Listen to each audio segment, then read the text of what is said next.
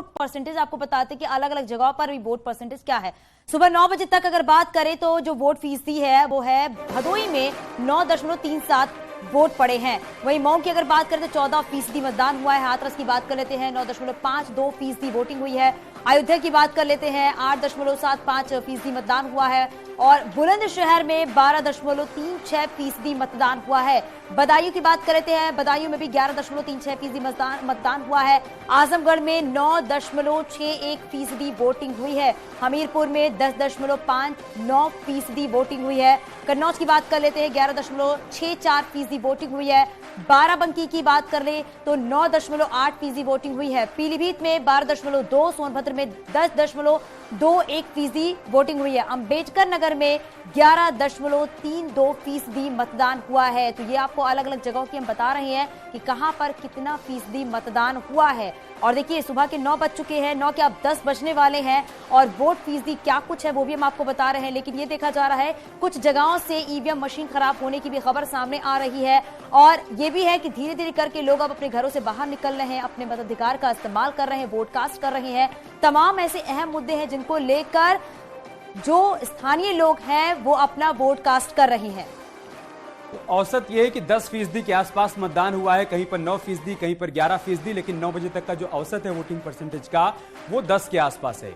भुवन जोशी जी, मैं आपके पास आ रहा हूं। समाजवादी पार्टी की तरफ से लगातार यह दावा किया जा रहा है कि अगर हम निगमों में आते हैं तो हाउस टैक्स हाफ हो जाएगा, वाटर टैक्स माफ हो जाएगा। लोगों के बीच में हम गए तो इस मुद्दे को लेकर चर्चा भी थी, लेकिन क्या इसको लेकर कोई रूपरेखा भी आप लोगों ने तैयार की है क्या? यह खाली जुमला जुमला है कि आएंगे तो ऐसा कर देंगे? देखिए, जुमले वाली सरकार कौन है ये तो पूरा प्रदेश और देश जानता है, ये बताने की आवश्यकता नहीं। उनके नेता भी कबूल कर चुके हैं कि हम लोग जुमलेबाजी करते हैं। हमारे नेता माननीय अखिलेश यादव जी विकास पुरुष हैं।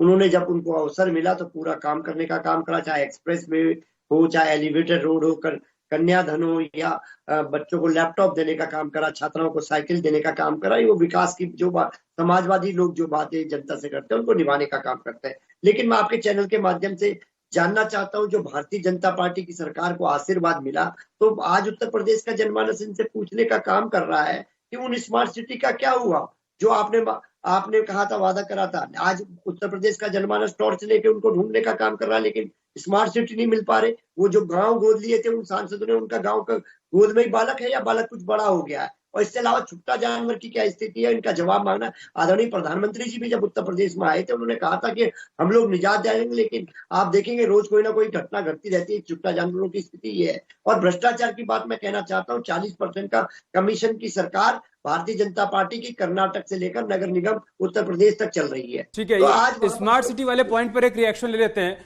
मनीष शुक्ला जी, ये सवाल तो है लोगों के बीच में, जिन जिन शहरों में हम लोग गए हर जगह लिखा हुआ था I love Banaras, I love Prayagraj, I love Kanpur, लेकिन लोगों का कहना था कि लव जैसा है क्या? क्या कोई शहर ऐसा है जो स्मार्ट बन पाया? जो दावे आपकी तरफ से किए गए थे वो भी बता दीजिए। भुवन जी का सवाल है।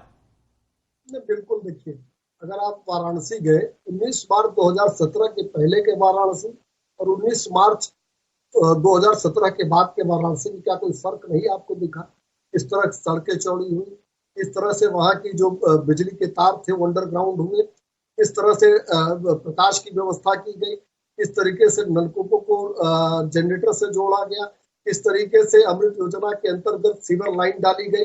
आप जाएंगे तो आपको फर्क महसूस होगा। अभी अयोध्या हमने नया नगर निगम बनाया है, वहां जाइए कितने विकास के काम हो रहे हैं, आपको दिख जाएगा। हाँ, समाजवादी पार्टी को नहीं दिखेगा, क्योंकि इनको तो विकास तभी दिखता है जब केवल सैफई में हो जाए या 2-3 जिलों में हो जाए।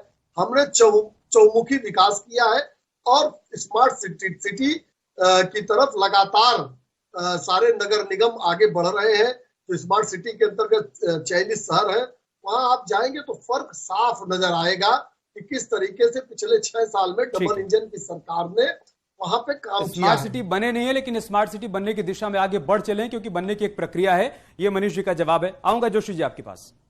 और बड़ी खबर मिल रही है गाजियाबाद से, बीजेपी विधायक से नोकझोंक हुई है। बीएसपी नेता असद अली के साथ ये झड़प हुई है, ये खबर हम आपको बताएंगे। लेकिन उससे पहले आपको ये भी बताते हैं कि सुबह 9 बजे तक वोटिंग मतदान क्या है वो भी हम आपको बता रहे हैं। मऊ में अगर बात करें तो 14% मतदान हुआ है। हाथरस की बात करते हैं 8.8% के आसपास मतदान हुआ है। अयोध्या की बात कर लेते हैं जहां पर 8.75% मतदान हुआ है। बुलंदशहर में 12% के आसपास मतदान हुआ है। ये सुबह 6 बजे की वोटिंग परसेंटेज हम आपको बता रहे हैं। तो एक एक करके हम आपको बताते चल रहे हैं, क्योंकि 38 जिलों में नगर निकाय के दूसरे चरण का मतदान हो रहा है। बड़ी संख्या में लोग पहुंच रहे हैं, अपना वोट कास्ट कर रहे हैं। बदायूं की बात कर लेते हैं तो 11% के आसपास मतदान हुआ है। आजमगढ़ में भी 9% के आसपास मतदान हुआ है। आपको बताते चले अंबेडकर नगर की अगर बात कर ले तो 11.32% मतदान हुआ है। अयोध्या की भी बात करते हैं तो यहाँ पर 8.75% मतदान हुआ है। बुलंदशहर में 12% के आसपास मतदान हुआ है। तो ये सुबह 9 बजे के आपको बता रहे हैं कि कहां पर कितने फीसदी मतदान हुआ है। ठीक है, मतलब ये कि वोटिंग सिर्फ आपका अधिकार नहीं, आपका कर्तव्य भी है। अगर आपने